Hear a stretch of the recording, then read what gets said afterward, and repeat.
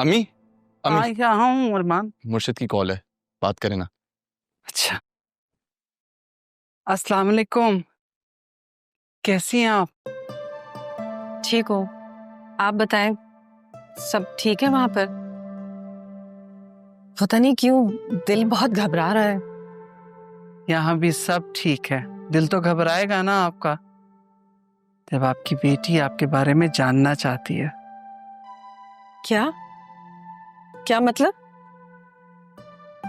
मतलब ये बीबी कि अब राहा बीबी मुझसे पूछती रहती हैं कि आप कैसी थी, कैसी दिखती थी। तो क्या क्या कहा आपने? मैं अब उन्हें क्या बताऊं। अल्लाह आपकी जिंदगी रखे, आप तो अभी भी मौजूद हैं और उससे बहुत प्यार करती हैं। क्या आपने बता दिया मेरे बारे में उसे? नहीं बीबी, कैसे बता सकती हूँ जब तक आपका हुक्म ना हो जाए। और आप फिक्र मत करें, राहा बीबी को बड़े साहब और अदील साहब दोनों अपनी मोहब्बतों के हिसार में रखते हैं। कैसी है वो? बहुत प्यारी, निडर, बहादुर, जवाब देने का हौसला रखती है। इसीलिए तो आसिया बेगम साहबा का मिजाज हर वक्त उन पर गर्म रहता है। लेकिन मेरी बेटी की वजह से उन्हें क्या दुख पहुंचा है? कुछ भी नहीं, लेकिन जरा सोचे तो सही, इसमें आसिया बीबी का भी क्या कसूर है। वो तो यही जानती है ना कि अदील साहब इकलौते हैं, उन्हें तो आपके बारे में कुछ नहीं पता। और बाकी रही उनके मिजाज की बात, तो वो जरा आम लोगों से हटके है। हर वक्त एक पैर गरम तवे पे रहता है उनका। पता है सैनब, बहुत दिल करने लगा अपनी बेटी को गले लगाने का। पता नहीं बड़ी होकर कैसे दिखने लगी होगी। वो भी आपके बारे में जानना चाहती है। जानती हैं, बड़े साहब से हर वक्त आपके बारे में बात करती हैं कि मेरी माँ कहाँ है, कहाँ चली गई। फिर उन्होंने क्या कहा? बस उन्होंने यही जवाब दिया कि कहीं दूर चली गई हैं। अगर आप कहें तो मैं राहा बीबी की तस्वीर भेज सकती हूँ आपको। नहीं नहीं, ठीक है, रहने दो। अच्छा, फिर बाद में बात करती हूँ।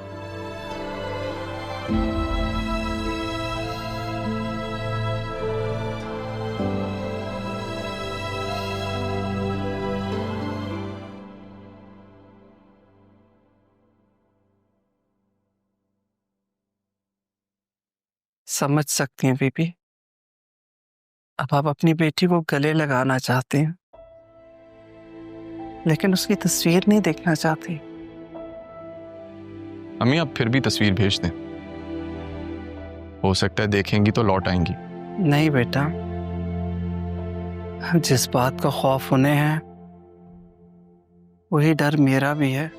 कहीं राहा बीबी की तस्वीर देख के उनकी ममता पे लग पड़ी तो कैसे संभालेगी वो खुद को।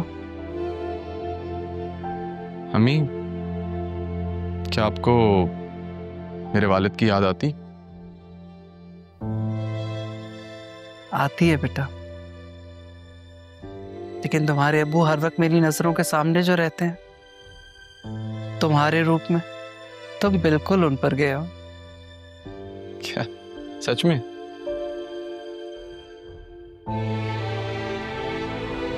क्या क्या आपने राहा बी के वालिद को देखा था? नहीं, कभी देखा नहीं, क्योंकि जब वो रिश्ता लेकर आए थे तो जाते हुए उनकी पुश्त देखी थी, चेहरा नहीं देख सके। कितनी अजीब बात है ना अम्मी, मैंने पैदा होने से पहले ही अपने वालिद को खो दिया और राहा बी के वालिद ने पैदा होने पर उन्हें खो दिया। उन्हें याद तो आती होगी। A2 राहा, तुम यहाँ बैठी हो, मैं कब से तुम्हें पूरे घर में ढूंढ रही हूँ। अरे बात तो सुनो। आप मुझे पूरे घर में क्यों ढूंढ रही हैं? हमारी मुलाकात अभी थोड़ी देर पहले ही तो हुई है। तुमसे मुझे अपने कमरे की बेडशीट चेंज करवानी है, कर दोगी प्लीज? मामी, वो मुझे बहुत काम है, मैं कल कर दूंगी। अरे भाई छोटा सा काम है, कर दो। अच्छा, फिर मैं बतूल को कह देती हूँ मेरी हेल्प कर दे, 2 बंदे करेंगे तो जल्दी हो जाएगा। हाँ बेटा अदील, सलाम पापा। आप कहाँ हैं? वेट हो रहा है। दाऊद साहब के साथ मीटिंग थी, वो भी पहुंचने वाले होंगे। हाँ तो घबरा क्यों रहे हो? आ रहा हूँ बेटा, वो फाइल रह गई थी कमरे में, वो लेके बस निकल रहा हूँ अभी। ठीक है पापा। अच्छा सुने, मैं ये कह रहा था कि वो आपने दवा ले ली? खा लिए बेटा, आ रहा हूँ। मेरी बेटी घर के काम करेगी, पार्लर जाती है अपनी मेंटेनेंस के लिए। तुम्हें पता है उसका कितना खर्चा होता है? और वो ये छोटे छोटे काम क्यों करेगी? एक सेकंड, तो ये पार्लर और ये घर का क्या लेना देना? वो भी इस घर में ही रहती है, मेरी हेल्प करेगी तो क्या हो जाएगा? ये भी मैं जिस फैमिली से बिलोंग करती हूँ उसमें नौकरों चाकरों की लाइन लगी होती थी। मेरी एक आवाज पे 10 नौकर अपनी गर्दन नीचे करके खड़ी होते थे। अब तुम्हारे जैसी 2 टके की लड़की जिसे मैं अपनी जूती के बराबर नहीं समझती मेरे सामने खड़े होके मुझे ये फजूल बातें सुनाएगी? अपनी औकात में रहा करो। लेकिन मामी, मेरी हाइट तो 5 फुट 2 इंच है, तो मैं आपकी जूती के बराबर कैसे हुई? आपकी तो कैलकुलेशन ही गलत है।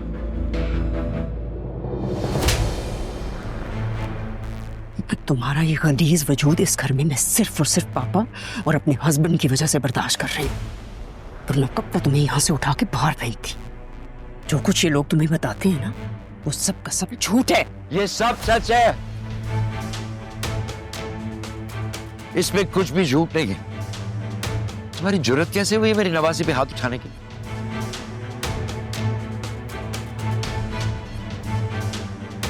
एक बार में तुम्हें कोई बात समझ में नहीं आती क्या?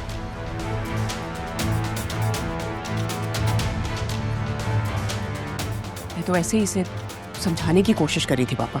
बहुत समझा लिया, जाओ यहां से, जाओ।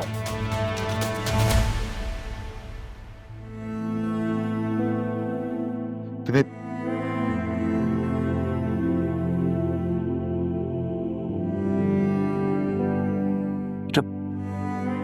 बहुत जोर से मारा क्या? ना जान मामा को क्यों, मामी क्यों नफरत करती हैं मेरी माँ से? ये बात तो आज तक मेरी भी समझ में नहीं आई बेटा। आपको पता नहीं कि आपकी नवासी, ऐसे थप्पड़ों से कोई फर्क नहीं पड़ता मुझे। बस आजकल ना वो मामी की बातें कुछ ज्यादा ही हर्ष होती जा रही, तो वो अच्छा नहीं लगता वो मुझसे जैसे बात करती हैं। आप मामू को नहीं बताएगा ना, वो फिर माहौल खराब होता है, मैं ये नहीं चाहती। मत बताएगा। बहुत समझदार बेटा है तुम। आसिया की बातों की बिल्कुल परवाह मत क्या करो बेटा। नहीं करूंगी। आप मुझे मेरी माँ के बारे में बताएंगे ना? मैं जानता हूँ कि तुम आसिया की बातों पर संजीदा लग रही हो। बेटा वो तुम्हारी तरह बहादुर नहीं थी बेटे, डरपोक थी। और डरपोक लोग छुप जाया करते हैं। छुप गई। कोई तस्वीर आपके पास जो बेटे वो जाते जाते सारी यादें मिटा के गई। बेवकूफ, ये नहीं जानते थे कि दिलों में जिंदा रहने वाले लोगों को तस्वीरों की जरूरत नहीं होती बेटे। या अल्लाह, अब क्या होगा अगर पापा ने अदील को बता दिया तो वो तो मुझे डांटेंगे। शाह ने दादाजान को मना किया है कि बाबा को कुछ पता ना चले, लेकिन अगर बाबा को पता चल गया ना तो फिर। चुप करो तुम। मैं उनको धमकी देती हूँ। जिस दिन तुम्हारे हक पे वो डाका डालेगी ना, जब वो तुम्हारी हर चीज पे कब्जा करेगी, तब पूछूंगी मैं तुमसे। कौन सा हक? कौन सा हक? कौन सी क्लास की बातें करती रहती हैं आप? आपकी बातों से कहीं से नहीं लगता कि आप किसी हाई क्लास जाइए जहां 10 नौकर हो। बतूल, चुप करो, मुंह तोड़ के रख दूंगी मैं तुम्हारा। अरे मारे, हाथ उठाए ना मुझसे, मारिए ना मुझसे। मामा छोड़ो। जब आपका हाथ राह पर उठ सकता है तो फिर मुझ पे क्यों नहीं?